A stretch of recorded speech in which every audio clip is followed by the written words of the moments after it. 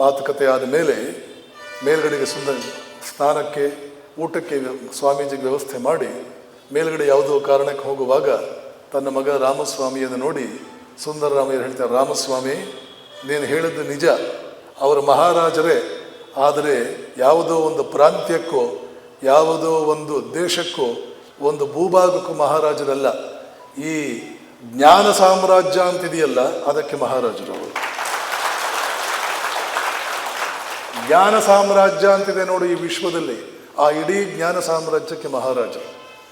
ಕೆಲವು ದಿನ ಕಳೀತಾರೆ, ಮತ್ತೆ ಅದೇ ರೀತಿ ಅದ್ಭುತವಾದಂತಹ ಚಿಂತನೆ, ಆ ಊರಿನಲ್ಲಿರ್ತಕ್ಕಂಥ ಚಿಂತನ ಗೋಷ್ಠಿಗೆ ಹೆಸರಾದಂತಹ ಒಂದು ವೇದಿಕೆ, ಆ ವೇದಿಕೆಗೆ ಸಾಯಂಕಾಲ ಕರ್ಕೊಂಡು ಹೋಗ್ತಾರೆ. ಆ ಕಾಲದಲ್ಲಿ ಇಂಗ್ಲೀಷ್ನವರ ಕಾಲದಲ್ಲಿ ಈ ದಿವಾನರು ಮತ್ತು ಸರ್ಕಾರದ ಉನ್ನತ ಅಧಿಕಾರಿಗಳು, ಕೆಲವೊಮ್ಮೆ ದೊಡ್ಡ ದೊಡ್ಡ ದಾನಿಗಳು, ದೊಡ್ಡ ದೊಡ್ಡ ಶ್ರೀಮಂತರು, ರಾಜರು ಮಹಾರಾಜರಿಂದ ಗೌರವಕ್ಕೆ ಒಳಗಾದವರು, ಇವರದೆಲ್ಲ ಸಮಾಜದಲ್ಲಿ ಒಂದು ವರ್ಗ ಇರ್ತಿತ್ತು, ಎಲೈಟ್ ಕ್ಲಾಸ್. ಇವರು ಸಮಾಜದ ಒಂದು ಉನ್ನತ ವರ್ಗ.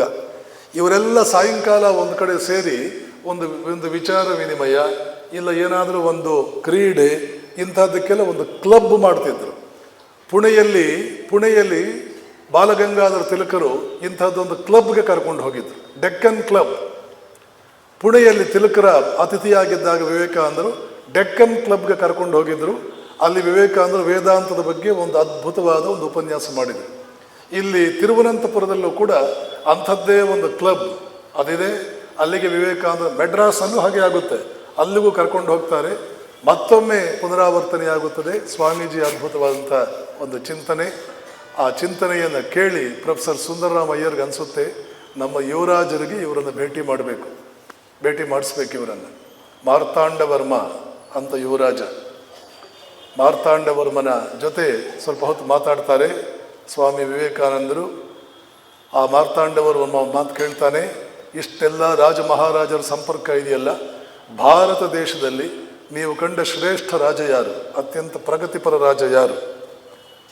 ವಿವೇಕಾನಂದ ಹೇಳ್ತಾರೆ, ಬರೋಡಾದ ಸಯಾಜಿರಾವ್ ಗಾಯಕ್ವಾಡ್ ಈ ದೇಶದ ಪ್ರತಿಷ್ಠಿತ ಅತ್ಯಂತ ಉನ್ನತ ಮಟ್ಟದ ಸ್ಥಿತಿಯನ್ನು ತಲುಪಿರುವ ರಾಜ ಅಂತ ನನಗನ್ನಿಸುತ್ತೆ.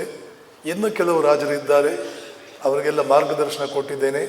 ಅವರು ಕೂಡ ಈ ದಿಕ್ಕಿನಲ್ಲಿ ಸಂಚಾರ ಮಾಡುವವರು ಇದ್ದಾರೆ. ಬಹುಶಃ ಅವ್ರ ತಲೆಯಲ್ಲಿ ಇದ್ದಿದ್ದು ಖೇತ್ರಿಯ ಮಹಾರಾಜ ಅಜಿತ್ ಸಿಂಗ್ ಮತ್ತು ಮೈಸೂರಿನ ಮಹಾರಾಜ, ಪೋರ್ಬಂದರ್ ಮತ್ತು ಜುನಾಗಢ್, ಇಲ್ಲೆಲ್ಲ ಬೇರೆ ಬೇರೆ ದಿವಾನರು ಯಾರು ಸಂಪರ್ಕಕ್ಕೆ ಬಂದಿದ್ರು ಅವರೆಲ್ಲರನ್ನೂ ಸ್ವಾಮೀಜಿ ಅತ್ಯಂತ ಪ್ರಗತಿಪರ ರೀತಿಯಲ್ಲಿ ಯೋಚನೆ ಮಾಡುವ ಹಾಗೆ ರಾಷ್ಟ್ರ ಪ್ರೇಮವನ್ನು ಅವರೆಲ್ಲರಲ್ಲೂ ಜಾಗೃತಗೊಳಿಸಿದರು.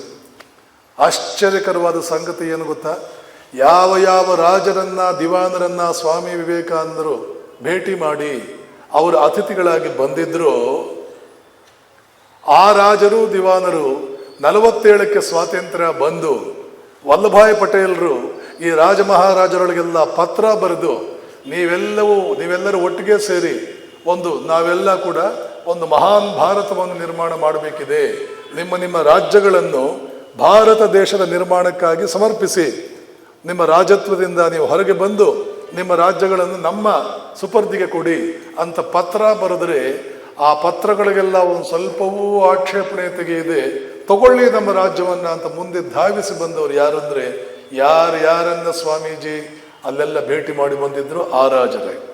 ಕಾರಣ ಏನು ಗೊತ್ತಾ, ಸ್ವಾಮೀಜಿ ಅವರಲ್ಲಿ ರಾಷ್ಟ್ರ ಪ್ರೇಮದ ಬೀಜಗಳನ್ನು ಸಾಕಷ್ಟು ಬಿತ್ತಿ ಅವರೆಲ್ಲರೂ ನಾವಾಯಿತು ನಮ್ಮ ರಾಜ್ಯ ಆಯಿತು ಅಂತ ಅನ್ನೋದು ಯೋಚನೆ ಮಾಡುವುದನ್ನು ಬಿಟ್ಟು ಸಮಗ್ರ ಭಾರತ ವರ್ಷದ ಪ್ರಗತಿಗಾಗಿ ಯೋಚನೆ ಮಾಡುವಂತಹ ಒಂದು ಸುಸ್ಥಿತಿ, ಒಂದು ಪರಿವರ್ತನೆ ಅವರು ತಮ್ಮಲ್ಲಿ ಅಳವಡಿಸಿಕೊಂಡಿದ್ದರು. ಇದು ಮಹಾತ್ಮ. ಯಾಕೆ ಆತ ಬಹುದಕನಾಗಬೇಕು, ಸಂಚರಿಸಬೇಕು ಮಹಾತ್ಮ? ಶಂಕರಾಚಾರ್ಯರು ಕೂಡ ಇದರ ಬಗ್ಗೆ ಹೇಳ್ತಾರೆ. ಬಹುದಕ ಯಾಕೆ ಅವನು ಸಂಚರಿಸ್ತಾನೆ ಅಂತ ಹೇಳ್ತಾರೆ ಅವರು. ಅವನ ಲಕ್ಷಣಗಳು ಹೀಗಿರೋದ್ರಿಂದ ಅವನು ಸಂಚರಿಸಬೇಕಾಗಿದೆ. ಏನು ಲಕ್ಷಣ? ಶಾಂತ ಮಹಾಂತೋ ನಿವಸಂತಿ ಸಂತೋ ವಸಂತವತ್ ಲೋಕಹಿತಂ ಚರಂತಹ. ಅವನು ಶಾಂತನು, ಅವನು ಹೋದ ಜಾಗದಲ್ಲಿ ಆ ಶಾಂತಿಯ ವಾತಾವರಣ ಬರುತ್ತದೆ, ಎಲ್ಲರಿಗೂ ಮನಸ್ಸಿನ ತುಂಬ ಶಾಂತಿ ಬರುತ್ತದೆ. ಅವನ ಜೊತೆ ಮಾತಾಡಿದಾಗ, ಅವನ ಸಹವಾಸ ಮಾಡಿದಾಗ, ಅವನ ಸುತ್ತ ಕೂತಾಗ ಎಲ್ಲರೂ ಒಂದು ರೀತಿಯ ಏನೋ ಒಂದು lifted, they feel they are elevated, they are lifted to higher levels. ಅವರೆಲ್ಲ ಸ್ವಲ್ಪ ಲಿಫ್ಟ್ ಆದ ಹಾಗೆ ಉದಾತ್ತೀಕರಣಗೊಳ್ತಾರೆ. ಅವರ ವ್ಯಕ್ತಿತ್ವಗಳು ಉದಾತ್ತೀಕರಣಗೊಳ್ಳುತ್ತವೆ. ಅವರು ಮಹಾಂತರು ಅಂತಂದ್ರೆ ವಿಶಾಲ ದೃಷ್ಟಿಯನ್ನು ನಿರಂತರ ಪೋಷಿಸಿಕೊಂಡು ಬರುವವರು. ಸ್ವಾರ್ಥದ ಲವಲೇಶವೂ ಇಲ್ಲದೆ, ತಮ್ಮಲ್ಲೂ ಇಲ್ಲದೆ, ತಮ್ಮ ಸಂಪರ್ಕಕ್ಕೆ ಬಂದವರಲ್ಲೂ ಅದಿಲ್ಲದಂತೆ ನೋಡಿಕೊಳ್ಳೋರು. ಶಾಂತ ಮಹಾಂತೋ ನಿವಸಂತಿ ಸಂತೋ, ಎಲ್ಲಿ ನೆಲೆಸ್ತಾರೆ ಅಲ್ಲೆಲ್ಲ ಸಂತತ್ವವನ್ನ ಜಾಗೃತಗೊಳಿಸುವರು. ವಸಂತವತ್ ಲೋಕಹಿತಂ ಚರಂತಹ, ತಾವು ಹೋದ ಕಡೆ ವಸಂತ ಋತುಗಳನ್ನೇ ನಿರ್ಮಾಣ ಮಾಡಬಲ್ಲಂಥವ್ರು. ನೋಡಿ ಹೇಗಿರುತ್ತೆ. ಇದೆಲ್ಲ ನಾವು ಸ್ವಯಂ ಶಂಕರಾಚಾರ್ಯರ ಜೀವನದಲ್ಲೇ ನೋಡ್ತೇವೆ. 3 ಸಲ ಭಾರತ ವರ್ಷವನ್ನು ಸುತ್ತಾಡಿದರೆ ಅವರು. ಈಗ ಸ್ವಾಮಿ ವಿವೇಕಾನಂದ ಜೀವನದಲ್ಲಿ ನೋಡ್ತಾ ಇದ್ದೇವೆ. ಆ ಮಹಾರಾಜ ಮಾರ್ತಾಂಡವರ್ಮ ಯುವರಾಜ ಅವನನ್ನು ಸ್ವಾಮೀಜಿ ಭೇಟಿ ಮಾಡ್ತಾರೆ. ಅವನಿಗೆ ಹಲವಾರು ವಿಚಾರಗಳನ್ನು ತಿಳಿಸ್ಕೊಡ್ತಾರೆ. ಇನ್ನೂ ಸಣ್ಣ ವಯಸ್ಸಿನವನು. ಪ್ರೊಫೆಸರ್ ಸುಂದರರಾಮಯ್ಯರ್ ಕರ್ಕೊಂಡು ಹೋಗಿರ್ತಾರೆ. ಆಮೇಲೆ ಕೇಳ್ತಾರೆ, ಸ್ವಾಮೀಜಿ ನಮ್ಮ ಯುವರಾಜನನ್ನು ನೋಡಿದಾಗ ನಿಮ್ಗೇನು ಅನ್ನಿಸ್ತು? ವಿವೇಕಾನಂದರು ಕೊಟ್ಟ ಉತ್ತರ, ನಮ್ಮ ಕಣ್ಣನ್ನು ತೆರೆಸಬೇಕು. ಏನು ಉತ್ತರ ಕೊಡ್ತಾರೆ? ಬಹಳ ಒಳ್ಳೆಯವನು, ತನ್ನ ದೇಶದ ಬಗ್ಗೆ ತನ್ನ ಪ್ರಜೆಗಳ ಬಗ್ಗೆ ಬಹಳ ಒಳ್ಳೊಳ್ಳೆ ವಿಚಾರಗಳನ್ನು ಇಟ್ಕೊಂಡಿದ್ದಾನೆ. ಆದರೆ ನನಗೆ ಒಂದೇ ಭಯ ಏನು ಅಂದರೆ, ಈ ಆಧುನಿಕ ವಿದ್ಯಾಭ್ಯಾಸ ಇವನ ಮನಸ್ಸನ್ನು ಕೆಡಿಸ್ಬಿಡಬಾರದು. ಯಾವುದು ಆ ಆಧುನಿಕ ವಿದ್ಯಾಭ್ಯಾಸ? ಮೆಕಾಲೆ ವಿದ್ಯಾಭ್ಯಾಸ. ಈ ವೇಳೆಗೆ ಮೆಕಾಲೆ ವಿದ್ಯಾಭ್ಯಾಸ ಬಂದು 60 ವರ್ಷ ಆಗಿತ್ತು. ಒಳ್ಳೆ ವಿಚಾರಗಳನ್ನು ಇಟ್ಕೊಂಡಿದ್ದಾನೆ. ಆದರೆ ಮೆಕಾಲೆ ವಿದ್ಯಾಭ್ಯಾಸ ಪದ್ಧತಿ, ಮೆಕಾಲೆ ಶಿಕ್ಷಣ ಪದ್ಧತಿ, ನಾವೆಲ್ಲ ಈಗ ಅದರಲ್ಲೇ ಇರೋದು. ಈ ಮೆಕಾಲೆ ಶಿಕ್ಷಣ ಪದ್ಧತಿ ಇವನ ಮನಸ್ಸನ್ನು ಕೆಡಿಸಿಬಿಡಬಾರದು. ಮೆಕಾಲೆ ಶಿಕ್ಷಣ ಪದ್ಧತಿ ಮನಸ್ಸನ್ನು ಸುಲಭವಾಗಿ ಕೆಡಿಸಿಟ್ಬಿಡುತ್ತೆ. ಯಾವ ದೇಶ, ಯಾವ ರಾಜ್ಯ, ಯಾವ ನಿಸ್ವಾರ್ಥತೆ, ನಾನು ಯಾವ ಧರ್ಮ, ಯಾವ ಸನಾತನ ಧರ್ಮ, ಯಾವ ವೇದಾಂತ, ಇವರಿಗೆಲ್ಲ ಏನು ಗೊತ್ತು? ಇದೆಲ್ಲ ಮೂಢನಂಬಿಕೆ. ಇವತ್ತು ಯಾರ್ಯಾರು ಈ ಬಗ್ಗೆ ಈ ಧಾಟಿಯಲ್ಲಿ ಮಾತಾಡ್ತಾರಲ್ಲ, ಇವರೆಲ್ಲ ಮೆಕಾಲೆಯನ್ನು ಬಿಗಿಯಾಗಿ ಹಿಡ್ಕೊಂಡು ಪ್ರತಿನಿತ್ಯ ಅವನ ಪಾದಕ್ಕೆ ಪ್ರಣಾಮ ಮಾಡಿ ಆಶೀರ್ವಾದ ತಗೊಳ್ಳೋ ಜನ ಇವರು.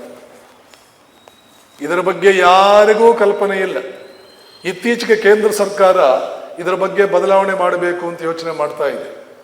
ಇವರ ವಿಚಾರಗಳನ್ನೆಲ್ಲ ತೆಗೆಯದೆ ಹೋದರೆ, ವಿವೇಕಾನಂದರಂತೂ ಯಾವ ಮಟ್ಟಕ್ಕೆ ಈ ಮೆಕಾಲೆ ಶಿಕ್ಷಣ ಪದ್ಧತಿಯ ವಿರೋಧಿಗಳಾಗಿದ್ರು ಅಂದ್ರೆ ಏನು ಹೇಳ್ತಾರೆ ಗೊತ್ತಾ? ಅವರು ಅಶಿಕ್ಷಿತರಿಗೆ ಬೆಳಕನ್ನು ಕೊಡಿ, ಶಿಕ್ಷಿತರಿಗೆ ಹೆಚ್ಚು ಬೆಳಕನ್ನು ಕೊಡಿ. ಬಡವರಿಗೆ ಬೆಳಕನ್ನು ಕೊಡಿ. ಭಾರತ ದೇಶದಲ್ಲಿ ಬಡವರಿಗೆ ಬೆಳಕು ಕೊಡಿ, ಶ್ರೀಮಂತರಿಗೆ ಇನ್ನೂ ಹೆಚ್ಚಿನ ಬೆಳಕನ್ನು ಕೊಡಿ. ನಿಜಕ್ಕೂ ಹೇಳಬೇಕು ಅಂದರೆ ಶ್ರೀಮಂತರಿಗೆ ಬೆಳಕು ಕೊಡಿ, ಬಡವರಿಗೆ ಹೆಚ್ಚಿನ ಬೆಳಕನ್ನು ಕೊಡಿ ಅಂತ ಹೇಳಬೇಕಿತ್ತು.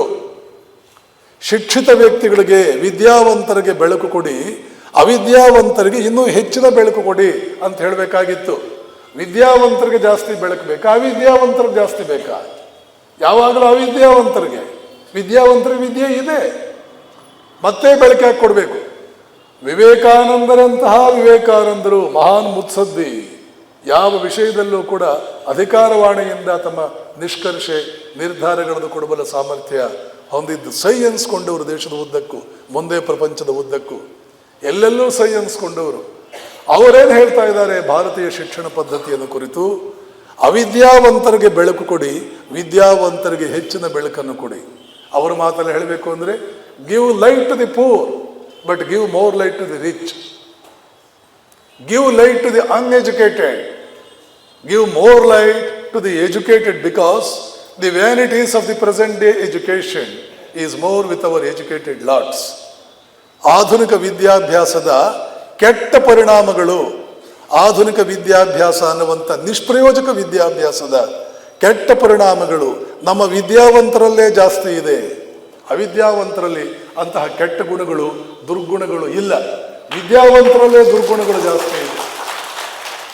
ಇವತ್ತು ನೀವು ದೊಡ್ಡ ದೊಡ್ಡ ಜಾಗಗಳಲ್ಲಿ ಕುಳಿತಿರುವ ಅಧಿಕಾರಿಗಳನ್ನು ನೋಡಿದ್ರೆ ಸ್ಪಷ್ಟವಾಗಿ ಗೊತ್ತಾಗುತ್ತೆ. ನನ್ನ ಹತ್ತಿರ ಒಬ್ಬ ಬಂದಿದ್ದಾನೆ, ಬಡವ ಭಾರತೀಯನೊಬ್ಬ, ತನ್ನ ಕೆಲಸಕ್ಕಾಗಿ ಬಂದಿದ್ದಾನೆ. ಇವನಿಗೆ ಕೆಲಸ ಮಾಡಿಕೊಡ್ಬೇಕು. ಎಷ್ಟು ಜನರನ್ನು ನೋಡ್ತೀರಿ ನೀವು? ಇವನಿಂದ ಏನು ಕೀಳೋಣ, ಇವನ ಕೆಲಸಕ್ಕೆ ಎಷ್ಟು ಅಡ್ಡಿ ಮಾಡೋಣ? No, it cannot be done. ಅದನ್ನು ಮಾಡೋಕ್ಕಾಗಲ್ಲ ಅಂತ ಎಷ್ಟು ಹೇಳ್ತೀವೋ ಅಷ್ಟು ನಮಗೆ ಅಧಿಕಾರವಿದೆ ಅಂತ ಅವನಿಗೆ ಗೊತ್ತಾಗುತ್ತೆ. ನಮ್ಮ ಅಧಿಕಾರ ತೋರಿಸೋಣ, ನಮ್ಮ ಅಧಿಕಾರ ಎಷ್ಟು ಅಂತ ತೋರಿಸೋಣ. ಇನ್ನು ದೊಡ್ಡ ದೊಡ್ಡ IAS IPS ಅಧಿಕಾರಿಗಳಂತೂ ಆ ದೇವರೇ ಕಾಪಾಡಬೇಕು. ಇವರು ಮೌಂಟ್ ಬ್ಯಾಟನ್ನ ಮೊಮ್ಮಕ್ಕಳು, ವಿನ್ಸ್ಟನ್ ಚರ್ಚಿಲ್ನ ಮೊಮ್ಮಕ್ಕಳು, ಲಜ್ಜೆಗೆಟ್ಟವರು. They are a burden to the state. ಈ ದೇಶಕ್ಕೆ ಒಂದು ಹೊರೆ, ದಂಡಪಿಂಡಗಳು. ಇಂಥ ಭಾಷೆ ಉಪಯೋಗಿಸಬಾರದು, ಆದರೆ ಹಾಗಿದ್ದಾರೆ. ಎಷ್ಟೋ ಯಾರು ಒಬ್ಬೊಬ್ಬರು ಎಕ್ಸೆಪ್ಷನ್ ಇರ್ಬೋದು. ಅದಕ್ಕೋಸ್ಕರವೇ ರಾಮಕೃಷ್ಣಾಶ್ರಮದ ಸಂಪರ್ಕಕ್ಕೆ ಬಂದ ಯುವಕ ಯುವತಿಯರಿಗೆ ಹೇಳ್ತಾ ಇರ್ತೇನೆ, ಆ ಗುಂಪಿಗೆ ನೀವು ಸೇರಬೇಡಿ. ಅವರೆಲ್ಲ ಮೌಂಟ್ ಬ್ಯಾಟನ್ ಮೊಮ್ಮಕ್ಕಳು, ದೇಶವನ್ನು ಹಾಳು ಮಾಡುವುದನ್ನೇ ಸಂಕಲ್ಪವಾಗಿ ಮಾಡಿಕೊಂಡವರು. ಆ ಗುಂಪಿಗೆ ನೀವು ಸೇರಬೇಡಿ. You form your own group. ಹಾಗೆ ಆಶ್ರಮದ ಸಂಪರ್ಕಕ್ಕೆ ಬಂದ ಒಂದು ಗುಂಪಿದೆ. ಇವತ್ತು ಇಂಡಿಯಾ ದೇಶದಲ್ಲಿ ಒಂದು ಗುಂಪಿದೆ, ಅಜಿತ್ ದೋವಲ್ ಆ ಥರದ ಗುಂಪಿಗೆ ಸೇರಿದವರು.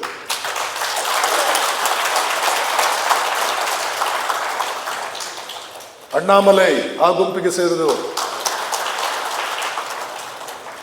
ಯಾರೋ ಒಬ್ಬೊಬ್ರು ಇರ್ತಾರೆ. ಎಲ್ಲಿ ವಿವೇಕಾನಂದರ ಸ್ಪರ್ಶ, ದಿ ಮ್ಯಾಗ್ನೆಟಿಕ್ ಟಚ್ ಆಗಿದೆಯೋ ಅಲ್ಲೆಲ್ಲ ದೇ ಅಪಿಯರ್ ಡಿಫರೆಂಟ್. ಆ ಡಿಫರೆನ್ಸ್ ಎದ್ದು ಕಾಣುತ್ತೆ. ಎಷ್ಟು ಜನ IPS ಆಫೀಸರ್ಸ್ ಇಲ್ಲ ಇಂಡಿಯಾದಲ್ಲಿ. ದೋವಲ್ಗೆ ಇಷ್ಟು ಧೈರ್ಯ, ಇಷ್ಟು ರಾಷ್ಟ್ರಪ್ರೇಮ ಯಾಕೆ ಬರುತ್ತೆ? Because he has that magic touch of ವಿವೇಕಾನಂದಸ್ teachings, ವಿವೇಕಾನಂದಸ್ influence. ಹಾಗೇನೆ ಅಣ್ಣಾಮಲೈ, ಹಾಗೆ ಹಲವಾರು ಜನ ಬರ್ತಾ ಇದ್ದಾರೆ, ಒಬ್ಬೊಬ್ಬರಾಗಿ ಬರ್ತಾ ಇದ್ದಾರೆ. ರಾಜಕಾರಣ ಮತ್ತು ಅಧಿಕಾರ ವರ್ಗದಲ್ಲಿ ರಾಷ್ಟ್ರಪ್ರೇಮ, ಸ್ವಜನ ಪ್ರೇಮ, ಸಮಾಜ ಪ್ರೇಮ ನಾವಿರೋದೇ. We are in to service. It is Indian administrative service, Indian police service. We are in to service. We should serve them. We should see to it they are out of the tribulations and troubles they have been caught up in for the past several years. Now that they have come to me, I see to it they are no more worried about the things that are bothering them. ಈ ಚಿಂತನೆ ಇಲ್ಲದೆ ಹೋದರೆ ಕೆಲವೊಂದೆಲ್ಲೊಬ್ಬರು ಇದ್ದಾರೆ, ಅವ್ರ ಬಗ್ಗೆ ಎಲ್ಲ ನಾವು ನೋಡ್ತಾ ಇದ್ದೀವಿ. But their number is acutely small. ಭಾಳ ಕಡಿಮೆ 1% ಇರಲಿಕ್ಕಿಲ್ಲ, ಅಷ್ಟು ಕಡಿಮೆ ಸಂಖ್ಯೆಯಲ್ಲಿದ್ದಾರೆ. ಬೇರೆಯವರೆಲ್ಲ ದಿ ಲೆಜಸಿ, ಬ್ರಿಟಿಷ್ ಲೆಜಸಿ, ಅದರಲ್ಲೇ ಬದುಕ್ತಾ ಇರ್ತಾರೆ. ಬದುಕೊಂಡು ಹೋಗಲಿ. ನಾನು ಕೆಲವು ಮುಖ್ಯವಾದ ರಾಜಕಾರಣಿಗಳ ಹತ್ತಿರ ಇದನ್ನು ಹೇಳಿದೆ. UPSC ಸೆಲೆಕ್ಷನ್ ಪ್ಯಾಟರ್ನ್ ಚೇಂಜ್ ಮಾಡಿ. ಯಾರು ಸೆಲೆಕ್ಟ್ ಮಾಡ್ತಾ ಇದ್ದಾರಲ್ಲ, ಆ ಸೆಲೆಕ್ಷನ್ ಸರಿ ಇಲ್ಲ.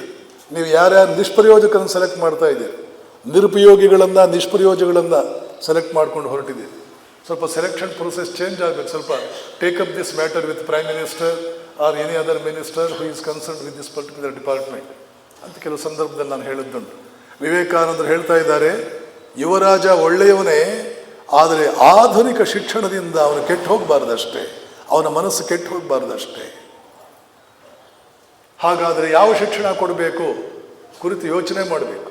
ಆ ಕಡೆ ಪೇರೆಂಟ್ಸ್, ಈ ಕಡೆ ಶಿಕ್ಷಣ ತಜ್ಞರು, ಶಿಕ್ಷಣ ಸಂಸ್ಥೆಗಳನ್ನು ನಡೆಸ್ತಾ ಇರ್ತಕ್ಕಂಥವರು, ಇವರೆಲ್ಲ ಕುಳಿತುಕೊಂಡು ಶಿಕ್ಷಣ ಹೇಗಿರಬೇಕು, ಸದ್ಗುಣಗಳು ಬರಬೇಕು ಶಿಕ್ಷಿತ ವ್ಯಕ್ತಿಯಲ್ಲಿ, ಸಾಮರ್ಥ್ಯಗಳು ಬರಬೇಕು, ಸವಾಲುಗಳನ್ನು ತೆಗೆದುಕೊಂಡು ಸ್ವೀಕರಿಸಿ ಒಂದೊಂದು ಸವಾಲನ್ನು ಪರಿಹರಿಸುವ ಗುಂಡಿಗೆ ಇರಬೇಕು, ಕಬ್ಬಿಣದ ಮಾಂಸಖಂಡಗಳಿರಬೇಕು, ಪ್ರಚಂಡ ಇಚ್ಛಾಶಕ್ತಿ ಇರಬೇಕು.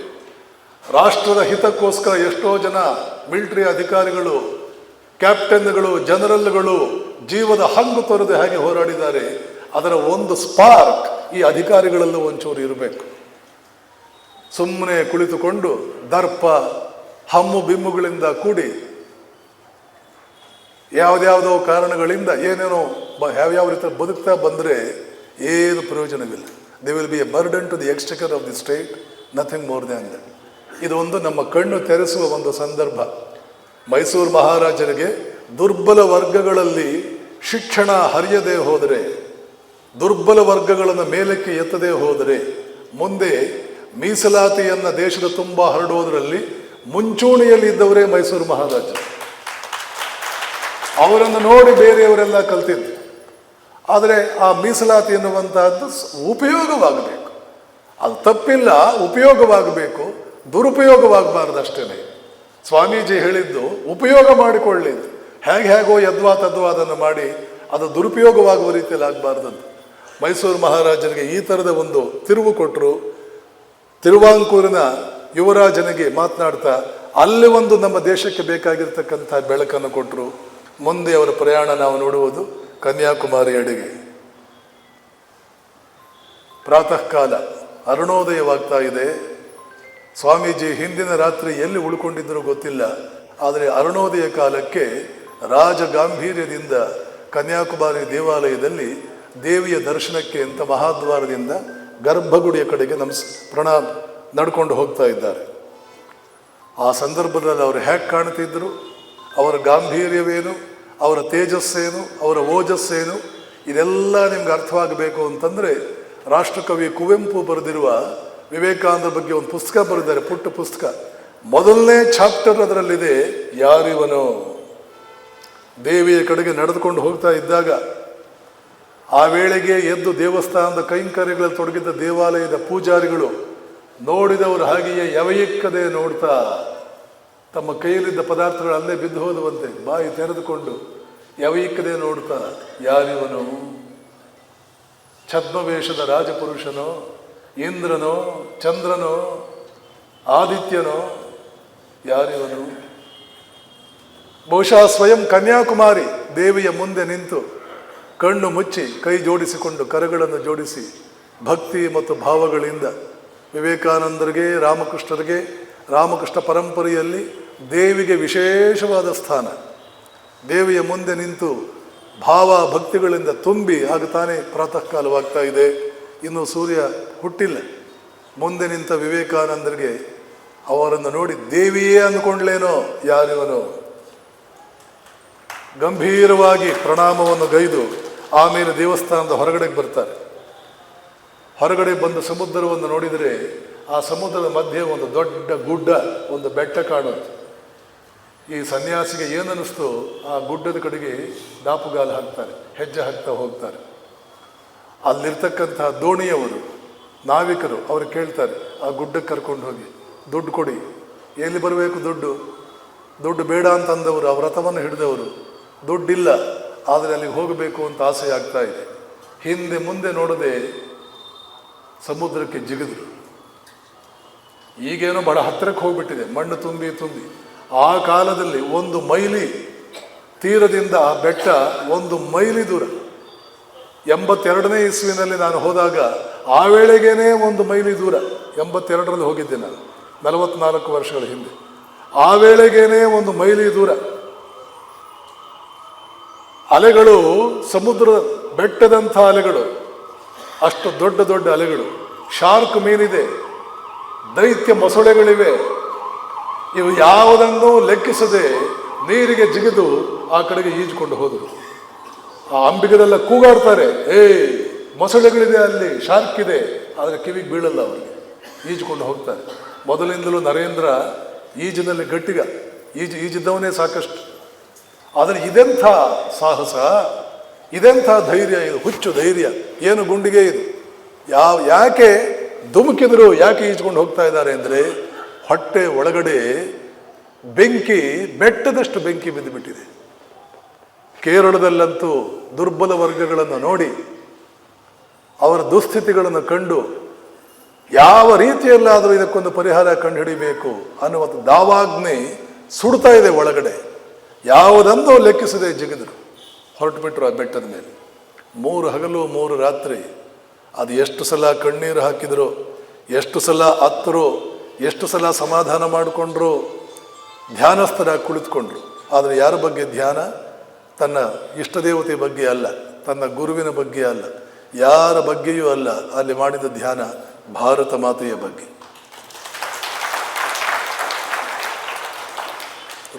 ಋಗ್ವೇದದ ಕಾಲದಿಂದ ಇವತ್ತಿನವರೆಗೆ ಈ ದೇಶ ನಡೆದು ಬಂದ ದಾರಿ ಯಾವ ಔನ್ನತ್ಯಕ್ಕೆ ಏರಿತ್ತು, ಯಾವ ಉನ್ನತ ಮಟ್ಟಕ್ಕೆ ಏರಿತ್ತು, ಅದಕ್ಕೆ ಕಾರಣೀಭೂತವಾದ ಅಂಶಗಳು ಯಾವುವು? ಆಧುನಿಕ ಕಾಲದಲ್ಲಿ ಆ ವೈಭವವನ್ನು, ಆ ಜಾಗೃತಿಯನ್ನು ಮತ್ತೊಮ್ಮೆ ನಮ್ಮದಾಗಿಸ್ಕೊಳ್ಬೇಕಾದರೆ ಯಾವ ರೀತಿಯಲ್ಲಿ ನಾವು ಕಾರ್ಯಪ್ರವೃತ್ತರಾಗಬೇಕು, ಕಾರ್ಯಪ್ರಣಾಳಿಕೆ ಏನಿರಬೇಕು, ಮತ್ತೆ ನಾವು ಅದನ್ನು ನಮ್ಮದಾಗಿಸ್ಕೊಳ್ಳಬಲ್ಲವೇ? ಪ್ರಶ್ನೆ ಬರುತ್ತೆ ವಿವೇಕಾನಂದರಿಗೆ. ಉತ್ತರವೂ ಹೊಳೆಯುತ್ತೆ, ಹೌದು.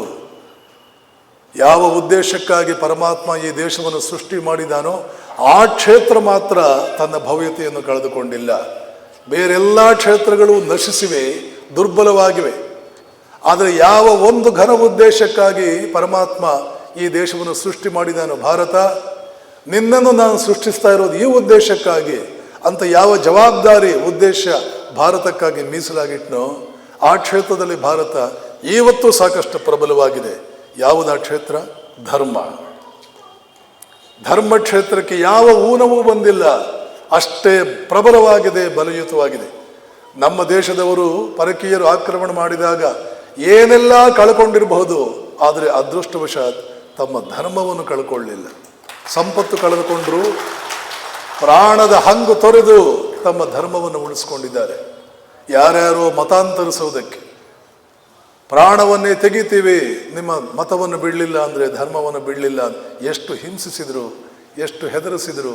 ಕೆಲವು ಜನ ಎಲ್ಲ ಅದಕ್ಕೆಲ್ಲ ಹೆದರಿಕೊಂಡು ಧರ್ಮವನ್ನು ಬಿಟ್ಟಿದ್ದರೂ ಕೂಡ, ಆದರೆ ದೇಶದ ಬಹುಪಾಲು, ಭೂಭಾಗದ ಬಹುಪಾಲು ಇವತ್ತು ತಮ್ಮ ಧರ್ಮ, ತಮ್ಮ ಆಚರಣೆ, ಆ ಧರ್ಮದಲ್ಲಿ ಆಚರಣೆಯಲ್ಲಿ ಶ್ರದ್ಧೆ ಭಕ್ತಿಗಳನ್ನು ಉಳಿಸ್ಕೊಂಡಿದ್ದಾರೆ. ಇವತ್ತಿಗೂ ದಿ ಧರ್ಮ,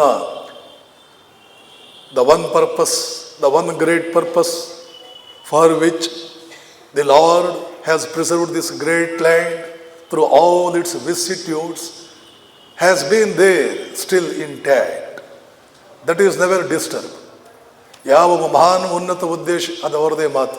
ಯಾವ ಉನ್ನತ ಉದ್ದೇಶಕ್ಕಾಗಿ ಇಷ್ಟೆಲ್ಲ ಕಷ್ಟಗಳ ನಡುವೆ ಪರಮಾತ್ಮ ಈ ದೇಶವನ್ನು ಉಳಿಸಿದಾನೋ ಆ ಧರ್ಮ ಉಳಿದಿದೆ. ಈ ಧರ್ಮದಲ್ಲೇ, ಅದರಲ್ಲೇ ಈ ದೇಶವನ್ನು ಮೊದಲು ಪ್ರಬಲವಾಗಿಸಬೇಕು, ಆಮೇಲೆ ಬೇರೆಲ್ಲ.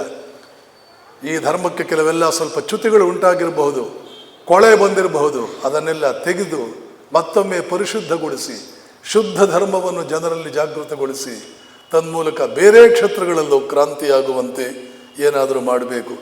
3 ದಿನಗಳ ಕಾಲ ಒಬ್ಬರು ಬಂದರು, ದೋಣಿಯಲ್ಲಿ ಊಟ ತಂದರು, ಬಲವಂತ ಮಾಡಿದರು, ತಗೊಳ್ಳಿ ಊಟ ತಗೊಳ್ಳಿ, ಊಟ ತಗೊಳ್ಳಿ, ದಯವಿಟ್ಟು ನನಗೆ ಏನೂ ತೊಂದರೆ ಕೊಡಬೇಡಿ, ಅಲ್ಲಿ ಇಟ್ಬಿಟ್ಟು ಹೋಗಿ, ನಾನು ಬೇಕಾದ್ರೆ ತಗೊಳ್ತೇನೆ ಅಂತ ಹೇಳಿದ್ರೆ ಹೊರತು ಕೂತಿರುವ ಆಸನದಿಂದ ಎದ್ದಿಲ್ಲ.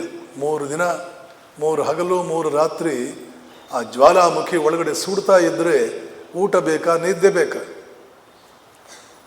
ಯಾರಿಗೆ ಸಾಧ್ಯ? ಯಾರಿಗೆ ಆ ಜ್ವಾಲಾಮುಖಿ ಅನುಭವ ಆಗಿದೆಯೋ ಅವ್ರಿಗಷ್ಟೇ ಇದೆಲ್ಲ ಗೊತ್ತಾಗುವಂಥದ್ದು. ಕೆಲವು ಗಂಟೆಗಳ ಕಾಲ ನಿಮಗೂ ಅನಿಸಿರುತ್ತೆ, ಕೆಲವು ಸಂದರ್ಭ ಯಾರಾದರೂ ತೀರ್ಕೊಂಡಾಗ, ಏನೋ ಒಂದು ಅಪಘಾತ ದೊಡ್ಡದು ನಡೆದು ಬಿಟ್ಟಾಗ ಸ್ತಂಭೀಭೂತರಾಗಿ ಸ್ವಲ್ಪ ಹೊತ್ತು ಕುಳಿತುಕೊಳ್ತೀವಿ, ಸ್ವಲ್ಪ ಹೊತ್ತಿರುತ್ತೆ. ಇಲ್ಲಿ 3 ಹಗಲು 3 ರಾತ್ರಿ ಕುಳಿತಿದ್ದಾರೆ ಸ್ವಾಮೀಜಿ. ಕೊನೆಗೆ ಯೋಚನೆ ಮಾಡ್ತಾರೆ, ಅಲ್ಲಿ ನಿರ್ಧಾರ ತಗೊಳ್ತಾರೆ, ಸಮುದ್ರ ದಾಟಿ ಹೋಗಬಾರದು ಸನ್ಯಾಸಿ ಅಂತ ಹೇಳ್ತಾರೆ.